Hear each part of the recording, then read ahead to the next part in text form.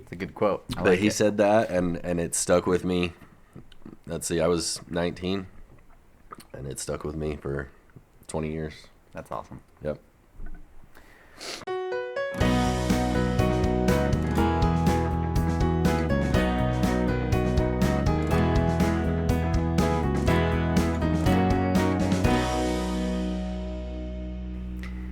Hey everyone, welcome to the Balance for Life podcast, where our goal is to help you become happy, healthy, the better version of you. Yeah. Live your best life. Yeah. We want to see everybody succeed. Hashtag blessed. Love it. So we are excited to be here. This is an exciting episode. This is an exciting episode. Yeah. This is actually one that's deeply personal to me. We should say this is an exciting episode every time because the Money Guy show, one of the guys on there, he always says, I'm really excited about this episode. He says it every time. I love it. We are very excited about this episode, and this one is deeply personal to me. I got the idea for this topic. I was actually driving my oldest daughter home from a therapy session, and I was asking her how it was going, how she was liking it, if it was helping at all. She's been struggling with anxiety. And she said, yeah, it's okay. She doesn't really do anything. She just, whenever I tell her I feel anxious, she just tells me to breathe through it. And so I kind of thought about that for a second, and a couple of thoughts hit me. And one of those is, one of the thoughts that I had is the concept of the semicolon symbol. And if you think about suicide prevention and the semicolon and why the semicolon is the symbol for suicide prevention, it's because if you can get somebody to pause for a second, a millisecond, a fraction of a second, and shift their focus to right now in this moment, typically what we find is that will eliminate the desire to do something drastic. Mm-hmm. And so it really made me think about a couple of things from my past and things that I've heard and things that I've read about anxiety and depression. And so I started thinking about, I think it was actually my wife brought this up from something that she had read in the past. And if we don't put in the sources because we're not sure what it is. So if we don't put it in the sources, it's because I don't know where it came from. Maybe I just made it up in my head. Maybe. And hopefully that's the case. But if you know the source, amazing. Put it in the comments. Yeah. So what I've heard is depression happens when we focus too much on the past. And anxiety happens when we focus too much on the future. And so my advice to her when she said this is I mentioned that. And I said, when the therapist tells you to breathe through it, when you're breathing and actively breathing and focusing on your breath, it actually shifts your attention and shifts your focus to the present moment, and brings that mindset to what is happening right now. And it can actually help with panic attacks, with anxiety attacks, because it brings your attention away from what might happen or what has happened and brings it to what is actually happening. And so that to me is the idea of breathing through it. And so I really wanted to kind of just talk about that today. Yeah. And talk about the idea of active breathing. Yeah, focusing on now. I can't remember where this came from, but I think it was from a religious discourse. But, again, another source that we might not have in here if we can't figure it out. But we'll find out. Someone said something like, learn from the past, prepare for the future, but live now. Yeah. And you do need to recognize the past. You need to plan for the future, prepare for the future, but focus on what's happening now. Yeah. And be in the moment. Be present. If you're having a conversation with someone, be listening, right? Be present. Eye contact. Yeah. Have your ears pointed towards them. Active listening. Active listening. I think that might be the key takeaway from this episode is active. Yeah. Right? Active breathing, active listening. It takes action, it takes effort and intention to live in the moment. And sometimes it can be tough. I know. So I actually started trying to be better at living in the moment in the last year or two. And I've actually started like telling my kids that I don't want to think about what's going to happen next. So last year we went to Disneyland. I think I mentioned in one of our past episodes, we went to Disneyland last year for Halloween.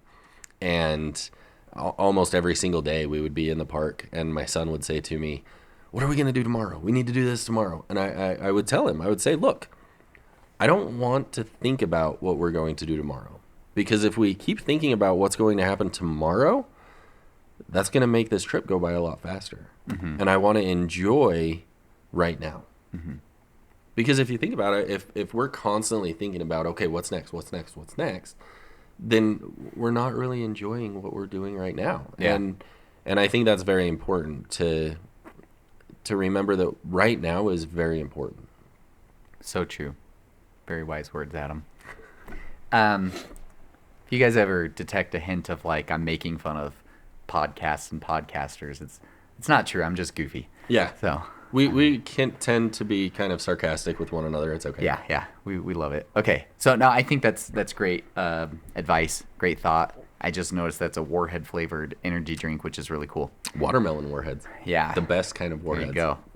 So I've been thinking a lot. Probably, as most people, I've struggled with anxiety, depression. I think more depression than anxiety, more focusing on the past than worrying about the future. But something I realized recently is one of my biggest challenges with that is keeping everything to myself. And I think that's probably common among a lot of people. I'm focusing on the past. I'm thinking about what I did and how stupid that was, but I'm keeping it to myself and I'm not sharing it. That's the purpose of a therapist. It's the purpose of talking with a loved one. Yeah. And so I opened up to my wife recently about some struggles I was having, and just doing that helped me. Yeah. That's I think the biggest thing I learned from that is I don't need to go through what I'm going through by myself. And what I've realized also is when you're feeling depressed, it's almost like you like the feeling even though you hate it, and you don't want to get out of it. There's a part of you that, at least I feel this way, it's like I don't want to get out of this because I like feeling crappy. I like feeling terrible for some reason. Yeah. But then once you get out of it, you're like, man, what was I doing staying stuck in that? So don't stay stuck. Be active. Yeah. Get out of it. Talk to somebody and make yourself do it. You might not want to, but that's when you need to the most. For sure. I think it's interesting you say you like that feeling of being depressed. And it's funny because nobody wants to think that we like feeling depressed. I think more often what I tend to see is we like to feel consistent. We like to feel habitual, I think. And most humans, I think, are habitual creatures. And we like to keep things homeostasis. Yeah. And I learned that in high school, that word. Yeah. Yeah. I learned it from the Big Bang Theory. So it's an educational show. Absolutely. But yeah, so I think it's what I tend to see almost more is that we're afraid of feeling different. We're afraid of trying something new because we're afraid that it will change what we've always known. Yeah. There's definitely a fear paralysis, I think, that comes along with depression. Like, if I talk with this person about it, what are they going to think of me? If I go see a therapist, is someone going to see me walk into the building, and what are they going to think of me? Yeah. Or is the therapist going to fit with me and understand what I'm going through, or make it worse, or Yeah. whatever stigma. Yeah, I think it's really hard, and I think that if you are going through some of these things, there is definitely a feeling of, is the therapist going to think I'm absolutely nuts? Yeah. Am I going to have an issue that the therapist can't help me with? Is there something that's so wrong with me that nobody can do anything? And yeah, I think it's that fear, and to me, that's that demon of anxiety, that demon of depression that's telling you that you're not worth it. Yeah. You're not worthy of help. You're not worthy of love. You're not worthy of acceptance. well, I think sometimes when we're depressed, we have these thoughts that just don't make sense. You realize later that it didn't really make sense. Yeah. There's a word I'm trying to think of. I can't think of it. But for example, when I recently opened up to my wife about some struggles I was having, I was imagining her reacting a certain way that made me not want to bring it up. And she reacted the opposite. She reacted the way that in retrospect I should have thought she would react, you know? Naturally. But it was like you get these ideas in your head about, well, this is how they're going to react, so I won't even talk about it, and or you know, about anything. And often it's that depression or that anxiety that's giving you this idea that just doesn't make sense. Yeah. It almost defies logic. Yeah. It's that irrational. Irrational, that's what I was trying to think of. It's that irrational thought process telling you that you're not worthy. Exactly. Yeah. Yeah. And here's the reality. Most people around you love you and care for you, and they want you to open up to them. Yeah. They want to help. I would say here is 100% fact. And that's just me talking. I haven't read any studies or anything, but I would say that 100% fact, 100% of people have experienced mental illness in one aspect or another. Whether you've gone through it yourself, whether you are currently going through it, whether you've had a loved one go through it, I would say that mental health, mental illness, mental struggles are a fairly common thing in our society. And just know that you are not alone if you're going through something. We are not alone. We are There's not other alone. life out there. I'm sorry, I didn't. This song's dedicated to anybody who's ever been abducted by aliens. Right. But I took something serious and I derailed it. But I 100% agree with what you said. You okay? It's a little bit of a... I just swallowed down the wrong tube. I choked on my cough We'll be drop. back after these messages. Oh. Okay. I think we're good. Where were we? You are not alone, right? Yeah, you're not alone. Somebody has felt exactly what you're feeling, and you might not know them, but somebody has felt that, Yeah. and there are people you know who at least can empathize with what you're feeling. Yeah. Have felt something similar. And I think for the most part, I would say for the most part, people are going to be more understanding than what you think they will be. Yeah, we are going to get vulnerable on this podcast. So Perry's Very already much. talked about. One of the reasons why we haven't done this for a while is actually because I've been struggling for the last several months. And I was struggling with my job. I was struggling with my physical health. I was struggling within myself. And just like you, I was afraid of what people would think of me if I brought it up. And so I finally talked to my wife about it, and just told her I was unhappy with my job. I was frustrated, stressed out about money. I was all these things, and ended up going to the doctor and being put on some medication, and which is something else that we'll talk about down the road. Is there's nothing wrong with taking medication. There's nothing wrong with seeing a therapist. There's nothing wrong with being human. Whatever approach is best for you is what's best for you. So I ended up getting put on some medication, which has helped immensely, and actually ended up quitting my job in September and starting a new job that is incredibly stressful and exciting, and all the things rolled into one package. I'm working on commissions now, and it's terrifying but exciting, and yeah, it's been a really tough year mentally for me, and things are finally starting to look better. And so yeah, again, just if you are struggling, reach out, and you know what, if you don't think anybody else will listen to you, reach out to us. You can find us on social media. You can find us on YouTube, and we would be happy to listen and try and help Absolutely. in the best way that we can. Absolutely, because we've both had struggles. As Adam mentioned, I've brought this up on previous episodes, but my wife and I lost a child 7.5 years ago. She would have turned 9 a couple weeks ago. which is crazy to think about. And, Yeah. I will never be the same because of that. There's this hole in my life and my heart that will never be all the way filled in this life. But I've learned to, through therapy, through talking, through making sure I process my emotions, go through the stages of grief, I've learned to still live and be happy. It is possible. And there was a time where I thought, like, I am always going to be depressed because of this. Yeah. And depression comes and goes, grief comes and goes, but I've new normal is what my wife and I always talk about. Like we have a new normal, and life is good, and we have other children that we love, and we love each other. So you can get to a place of new normal no matter what has happened. Yeah. And that's a great way to look at it, I think.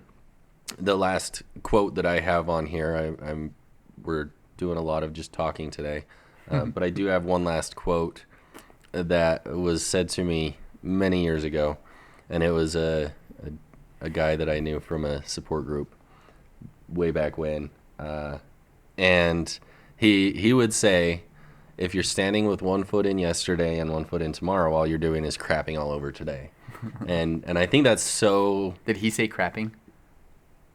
I think so. Okay. Yeah. I think so. Maybe not. I can't remember. Anyway, yeah, but I think that's so fitting and so appropriate for this entire concept, because if you think about it, if depression is focusing too much on the past and anxiety is focusing on too much on the future, and we're living in that constantly, what does that mean about today? Like, are we really focused on things that are actually happening? Are we really focusing? You know, if you're constantly focusing on that child that you lost, what does that mean for your other kids? Mm-hmm. What does that mean for your marriage? What does that, yeah, it's okay to remember those things. It's okay to I think to have you that need to process. set aside some time for that. Right? You definitely need to reflect on the past, and we spend time from time to time watching videos of our daughter and talking about her, and she comes up in conversation with our kids quite frequently, but it's not where all of our focus is. We dedicate the time needed to it, but we try to focus on today. Yeah, and I think it's amazing how you approach it, where you actually take the day off work on her birthday, and you and your family go and do something that you would have enjoyed with her, and you enjoy it as a family, and you know that she can be there with you. We've gone to the zoo. We've gone to a trampoline park. We go out to eat. Actually, let me share one. I might have shared this in a past episode, but I just think this is the most incredible story. So, on her 8th birthday, about almost exactly a year ago, we went out to eat at mine and my wife's favorite restaurant, Texas Roadhouse. Okay. So we're sitting down. This waitress comes up. She asks what we want to drink, and the kids all have some drink, and then we say just waters for the rest of us. Or I think waters for all of us, and the kids had like a soda or whatever came with the kids' meal. And we have 3 children that are living, plus our daughter Blakely. She comes back a couple minutes later with 6 waters, 6 drinks, and she's like, "Oh, I'm sorry. I thought I saw 4 kids. I thought I saw 6 of you." And there was this empty spot right next to me, like where she had set the water, and we just all felt like she was there with us. Yeah. And maybe it's coincidence. I don't really care. I felt like she was there with us, and we've had experiences like that.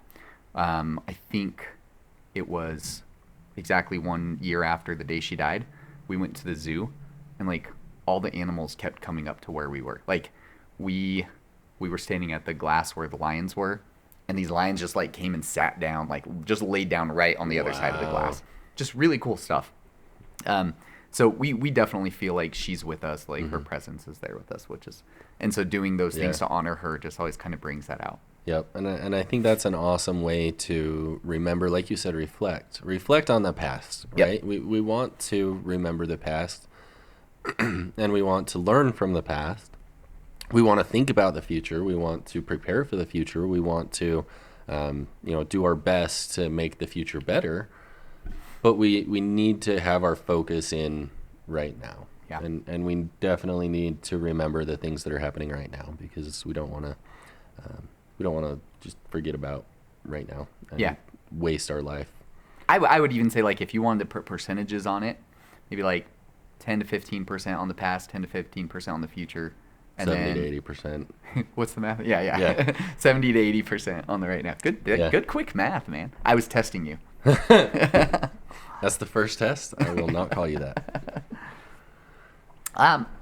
Anything else that we want to add before?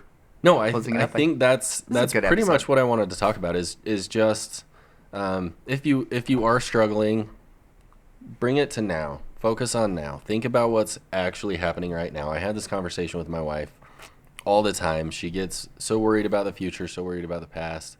I worry about the future, I worry about the past. We all do it. And sometimes I just have to say, you know what? What's going on in your brain right now is not reality. Look around you, count the things. Maybe that's where the Count Your Blessings song came from. Yeah. But like, look at what is actually happening around you. Look at our kids. Look at us. Look at our house. Look at what we actually have right here. And that will help you realize that all these things that are going on in your head, things in the future may or may not happen. Mm-hmm. You can prepare for it, but you can't say one way or another. So think about right now. Be present right now. I love it. Very nice. Okay, so I think that's good. We're gonna talk about our weekly challenge now. Okay. And then wrap up this episode. We appreciate you guys sticking with us in these vulnerable topics. It's always good. So the weekly challenge this week is actually based on that therapist advice to breathe through it. And so we talked about active breathing, active listening. So the challenge this week is to do active breathing exercises. Okay. There are hundreds of different ways that you can do this. I like the box breathing. Box breathing is a good one that I do, which is basically you breathe in for 4 seconds, you hold it for 4 seconds, you breathe out for 4 seconds and hold for 4 seconds, and then you do that 3 or 4 times. And that's actually one, I think that one came from the Marines. They do the box breathing. A lot of mental health counselors I've heard that from. Another one that I like to do, I don't even know what it's called, but it's like the 1-3-2 or something like that, where you breathe in for whatever count, and then you hold it for 3 times as long, and then you exhale for twice as long as you breathe in for. So I like to do that one too. I'll breathe in for 4 seconds, hold it for 12, and exhale for 8. Okay. I like that. Yeah. So there's a few different ones. I did another one where you focus on where the breath is coming in. So you breathe in upper for 2 seconds, mid for 2 seconds, lower for 2 seconds, and kind of focus on where the breath is coming into. So there's a lot of different ways that you can do this, but active breathing. So focus on your breath, focus on the air coming in, the air going out, where it's going, and really just be present in the moment. Don't breathe because you have to. Breathe because you want to. Yes. I love it. I've never heard that before. I just came up with it. I love it. That's great. That's inspiration. That's probably right actually going to be the quote on our weekly challenge social media post. Yeah. I'm just amazed with myself for coming up with that right now. Okay, so great challenge, Adam. Appreciate that. We want to thank everyone for listening. We're gonna. Our plan is to reach a wide audience here. We want to help people. Mm-hmm. We're helping each other. We're hoping you're going to be helping us. We're in this as a community. That's the goal here. Absolutely. So thank you for that listen, 5-star review, the like, comment, share. Let's help grow this audience. Share this with somebody that you think could benefit from hearing these things and being a part of this. Yeah, and come back. We're going to have episodes every week on Mondays. Mm-hmm. So yeah. And you can find us on wherever you're listening right now. So that could be Spotify, iTunes, Amazon, Google. We should be on pretty much any podcast platform. It's going to be pushed out to most of them. And yeah, YouTube, and then social media as well. Yeah. We'll have short little things or extra stuff. Yeah, all of our social medias are at Balance for Life Podcast, except Twitter, which is at Adam and Perry, all spelled out. And Balance for Life is the number 4, not spelled out 4. Yep. Yeah. And then join us next week. We are going to be talking about a spiritual topic. So we're going to be talking about spiritual health. And I've got a cool idea that I think I'm is so excited. Yeah. So, all right. Okay. Thanks, guys. See ya.